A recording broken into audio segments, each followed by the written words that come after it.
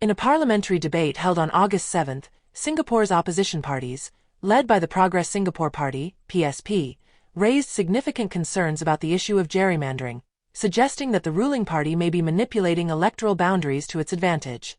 PSP's Secretary-General, Ms. Hazel POA, was vocal about the need for an overhaul in how electoral boundaries are drawn. She proposed a critical reform, appointing a High Court judge to chair the Electoral Boundaries Review Committee, EBRC, to ensure impartiality and fairness in the process. The leader of the opposition from the Workers' Party, WP, Mr. Pritam Singh, strongly supported Ms. POA's call for reform.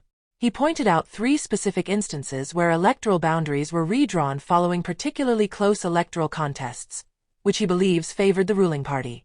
Mr. Singh argued that these instances, some dating as far back as 1996, have given the ruling party a political advantage over opposition parties.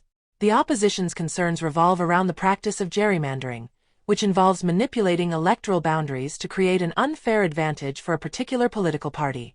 Ms. POA emphasized that gerrymandering is a method of changing the rules to benefit those in power, rather than ensuring a fair and democratic electoral process.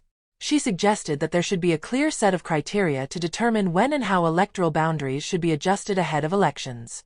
Mr. Singh highlighted past cases where single-member constituencies, SMCs, that experienced close electoral races were often merged into group representation constituencies, GRCs, which typically favor the ruling party.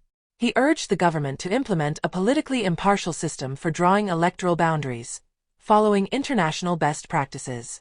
In response to these concerns, the government firmly rejected the proposed amendments to the EBRC's structure and procedures. Education Minister Chun Singh, speaking as the minister in charge of the public service, defended the EBRC's independence and neutrality.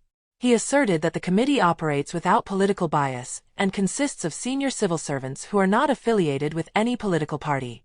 Mr. Chun emphasized that the EBRC does not have access to voting information and does not make recommendations based on voting patterns.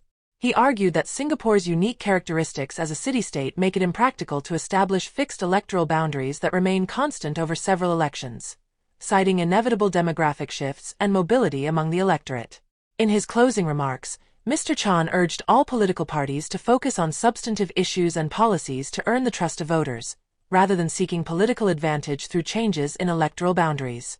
He reminded all parties that Singapore's electoral system has served the country well, and that even opposition voters would agree that the government has acted in the best interest of Singaporeans. After the debate, the Workers' Party took to social media, posting clips of the debate and asking the public, "Is there gerrymandering in Singapore? What do you think?" This question opens the floor for public discussion on the fairness of Singapore's electoral process. What do you think? Is there a need for reform in how Singapore's electoral boundaries are drawn, or does the current system serve the country well? Share your thoughts in the comments below.